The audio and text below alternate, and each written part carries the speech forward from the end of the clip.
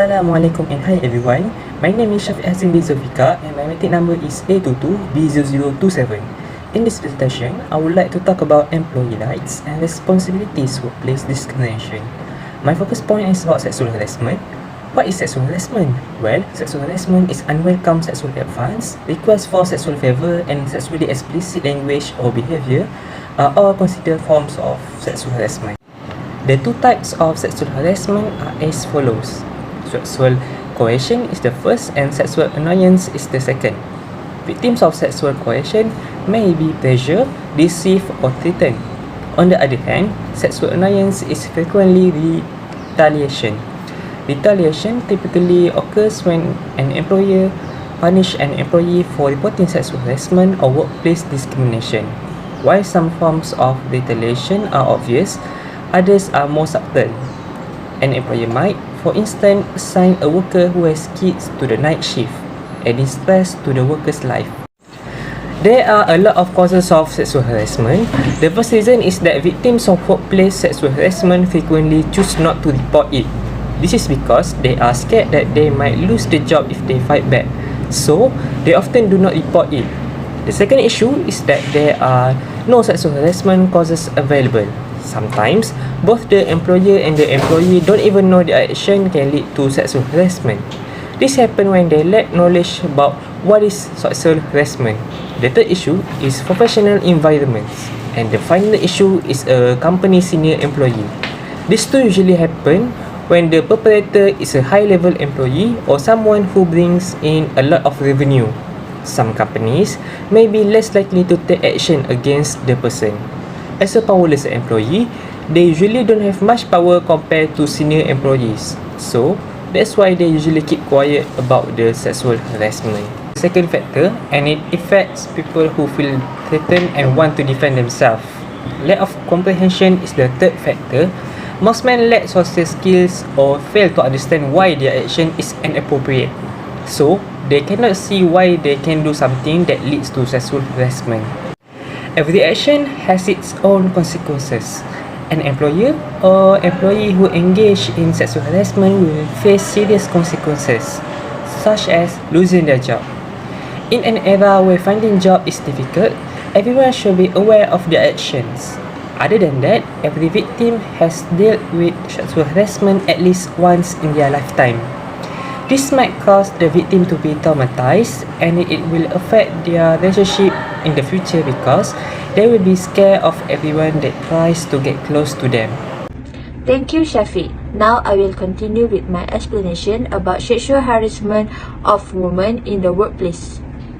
Sexual harassment of women in the workplace. According to this view, most women have become victims of being disturbed by sexual harassment at work.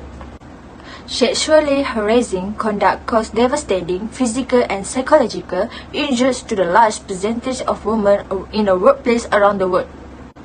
Harassment directed against women in the workplace by their supervisor, fellow employees or third parties interferes with the integration of women in the workplace. It has four forms sexual harassment women. The first one is verbal harassment, which is words, comment, jokes, teasing, sound, and question in the form of threats or suggestion sexual. Second is showing disturbance, which is showing pornographic materials, drawing local picture, writing little of sexual. Next, disruption by signal or non-signal verbal, which is imagine and intention or desire, legs or hold or hand signal or sign language that imagine sexual behavior. And the last one is physical disorder, which is unwanted touching, petting, pinching, stroking, rubbing the body and other. Sexual harassment has an adverse impact on the world of work. Impact on pair care progression. Sexual harassment push victims to reduce their working hours or to leave their job with the risk entering lengthy period. The second one is impact on occupation and segregation. Sexual harassment may be more present in highly feminized sector where most of the production workforce is female, but line supervisors and managers are men. Assalamualaikum and hi, my name is RASYIQAH with RAMLI and my number is A218342 and I'm going to present about statistics of sexual harassment. Statistics shows that the cause of sexual harassment is still exists.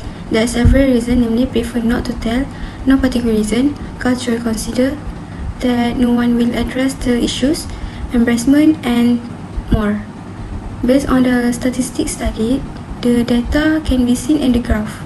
Other than that, sexual harassment can occur anywhere and can affect individuals of any gender. This shows the graph of sexual harassment cases in Malaysia between 2013 to 2017. Between those years, 79% of the reported sexual harassment victims were female, while 21% were male. However, we only found data up to 2017. Therefore, there is a news about sexual harassment that happened today. For example, in 2022, sexual harassment is considered a top issue both in Malaysia and globally. However, what constitutes sexual harassment will be judged differently depending on country context.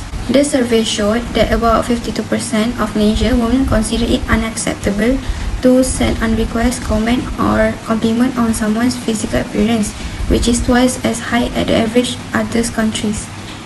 The surveys also found that 49% of Malaysian respondents also think that violence against women is often provoked by the victim, more than 3 times the share of global country average, which stands at 50%. Assalamualaikum. My name is NURUL Binti ZAMRI. My metric number A21A2953. Today, I can explain about how to overcome sexual harassment in the workplace. First, understand sexual disorder. Employers should understand what sexual harassment is to prevent sexual harassment from happening to them. Second, make sure company have a policy. Organization should publish a workplace sexual harassment policy and ensure that all the staff is aware of it. Third, raise awareness of sexual awareness. Showing pornographic material, drawing, local picture, writing letter of the sexual harassment. Fourth, creating an anti-sexual harassment.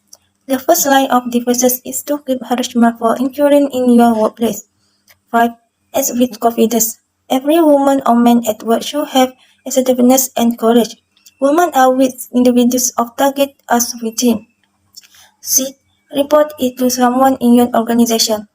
If no action taken, you can file a complaint in the labor department. Other organizations such as volunteer organization, even if you are not a female victim, may also be able to help you. And the last, I can talk about the conclusion. The employers must inform the employees that harassment is not only prohibited but also punishable in the organization. Special training must be provided to all managers, supervisors, and employers.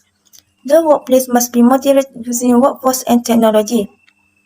The organization must try to bring ethnic and culture under the human resource responsibilities in the organization, and human resource service must be delegated to a reliable and skilled agency.